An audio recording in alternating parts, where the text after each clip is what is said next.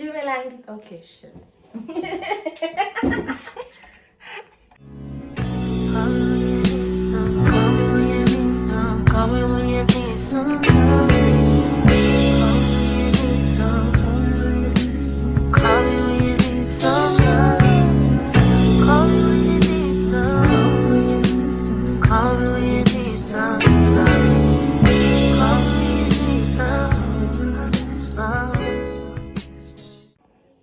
Dumelang tsala, it's your girl. I'm back. Welcome to my channel, guys. If you're new here, hi tsala. My name is Naledi Shebu. Welcome to Keeping Up with Kay. Please don't forget to like, comment, share, and subscribe to join the wonderful little family. And if you're not new here, my day one, tsala yami, welcome back. So today is TT Tuesday. I told you guys that I'm introducing a new series, a new something. Okay, the noise is a bit here. So today I have a very special guest. She's gonna introduce herself. I don't want to introduce her for you. So, hi. Hi guys, aka Tsala's. Yeah. Okay. I am Ugogo Matiadi, also known as Nyona, but by ID, my name is Chantal. So Naledi has invited me on her video to ask me a few questions relating to spirituality. As you've seen by the title, it's a spiritual union. Yeah. Yes.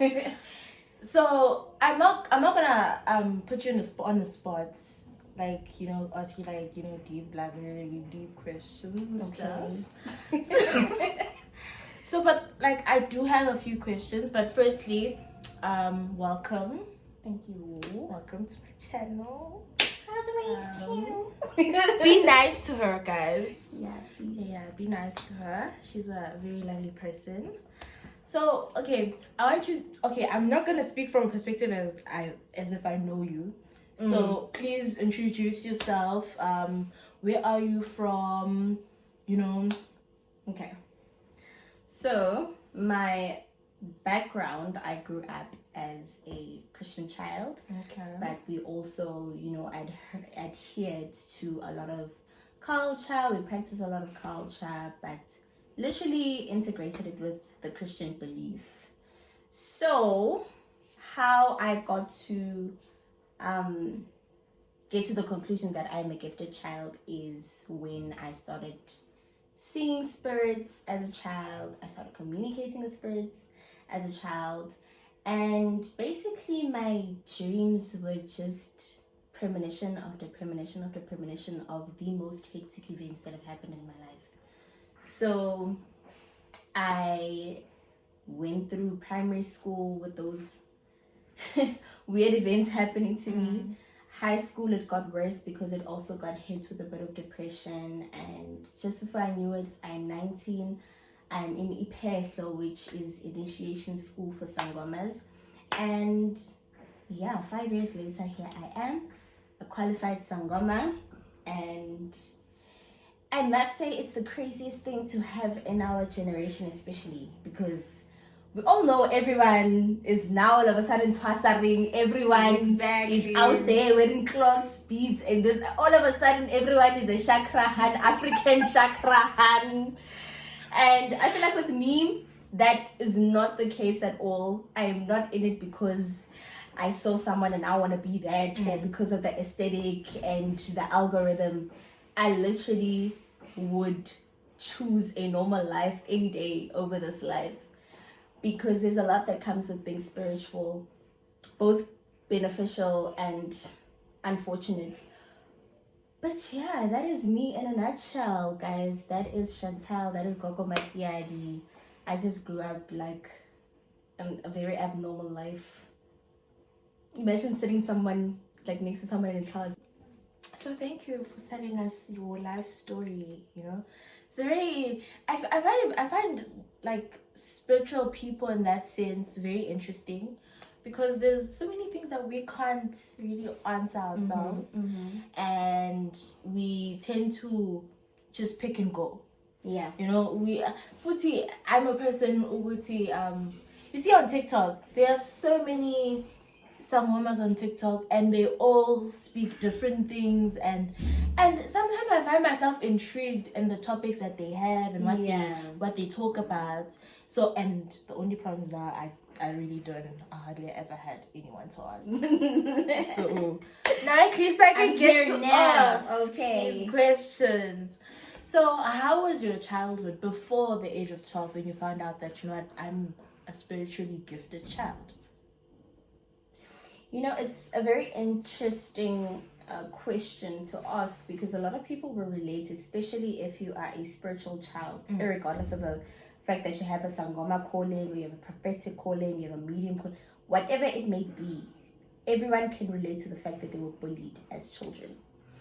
You will be subjected to being bullied if you have some sort of a spiritual gift that you're carrying. You know, it goes back to the saying that my light irritates your demons. You know, if you're a high vibrational human being, you just vibrate positivity, light, goodness. You're going to disturb a lot of people's inhibitions. You're going to disturb a lot of people's dark sides, you know. And with that being said, that's just what happened. I irritated a lot of people's bad sides. I was bullied. And it was the funniest things, because I was always a loner, especially in primary school. I was always a loner. And all of a sudden, my whole grade is ganging up on me. Oh, Chantal, you said this. Oh, you did that. Oh, this, that. We're going to beat you up after school. And when I'd go home and tell my mom and dad, it's like I am telling a movie. It's just too good to believe. You know, they're like, are you making this up? Is it an attention problem? What's happening? Did you provoke them? And it started becoming a weekly thing. Yeah, I know, on a Friday or on a Thursday, somebody's gonna come to me and push me around, kick me around, take my lunch, what this, that. So that was one side to it. I never got along with my siblings. I have 3 other siblings, and never really got along with them at all.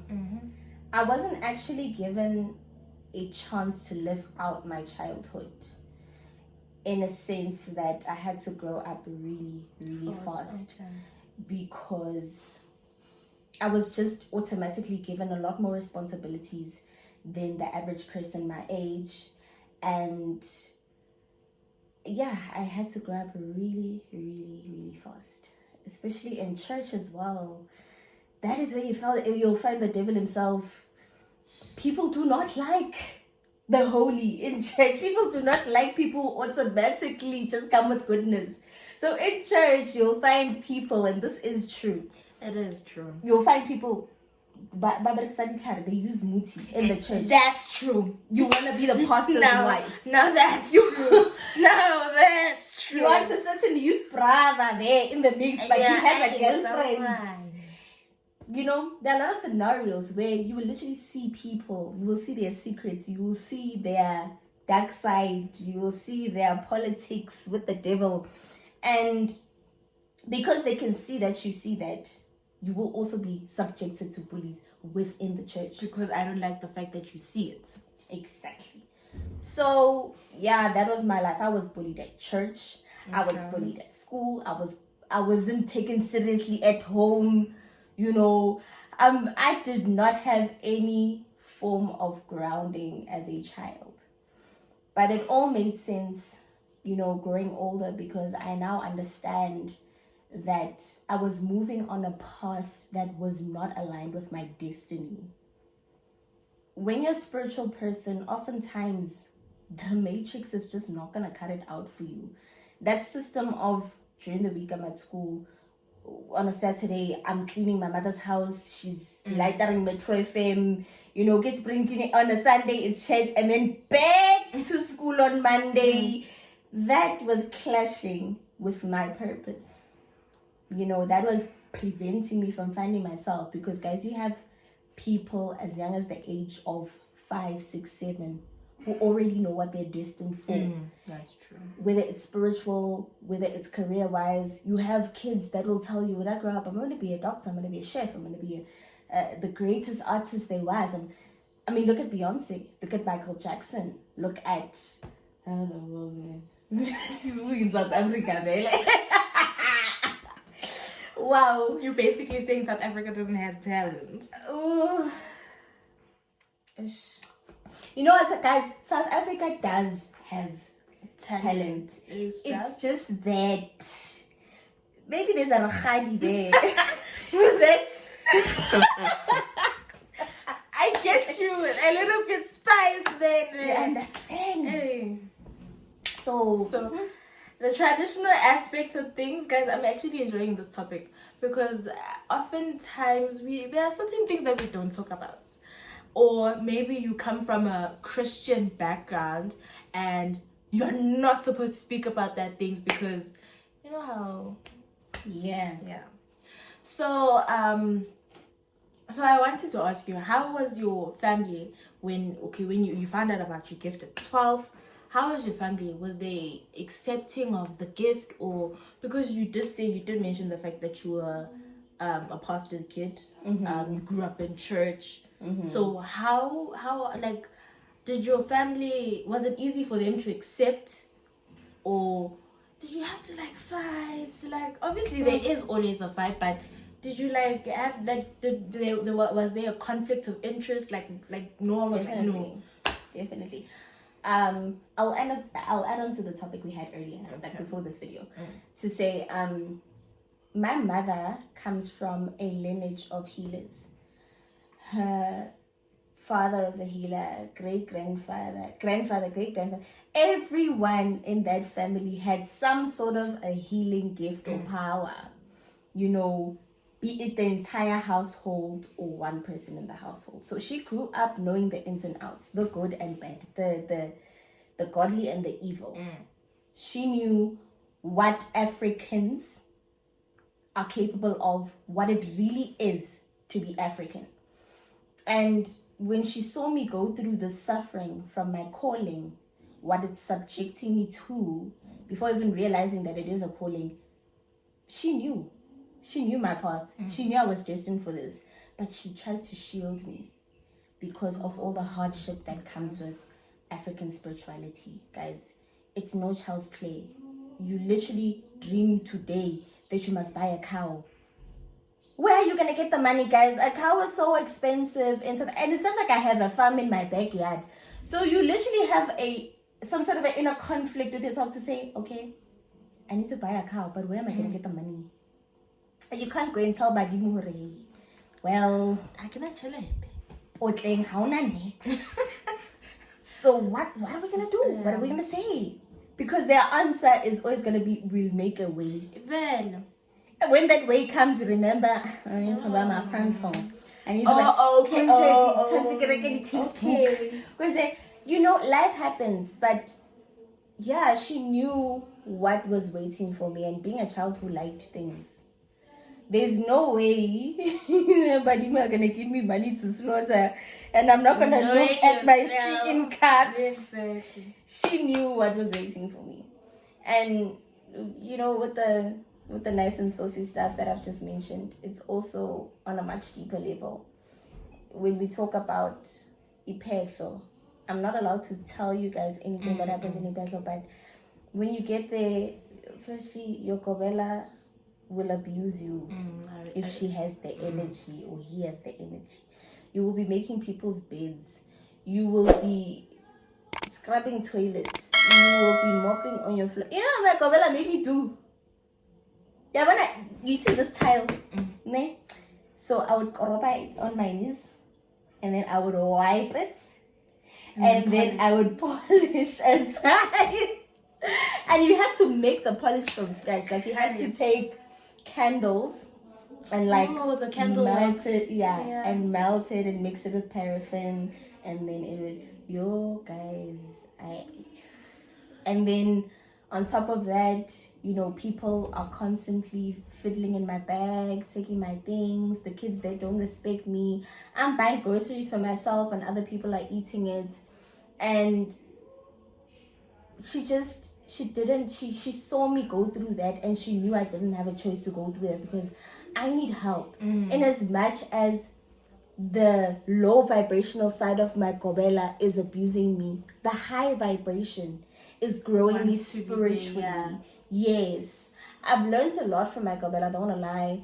I've also learned from her gobela. I've learned from our group, we would call impande in spiritual terms. I've learned to appreciate that time of my life because I can't say I didn't grow up spoiled. I can't say that. Basically, she did. And that's what she's saying. I walk into a house where you open the cupboards and there's literally nothing. I sleep on the floor. Like, I walk barefoot. I'm like, hey, this is not what I signed up for, but this is OT. That's my choice. Because if you get to Ipete, they're like, when you finish, you're going to be rich. They brainwash you. When you finish, you're going to be rich. When you finish, and I'm literally sitting there, I'm like, where are my millions? When I finish here, I'm going to be the illest. And they didn't tell me that it's not money. It's not money, it's knowledge. It's spiritual. Like collateral, let me just say. And it's not physical. It's not something you can go buy a frontal today. I was like, what is this?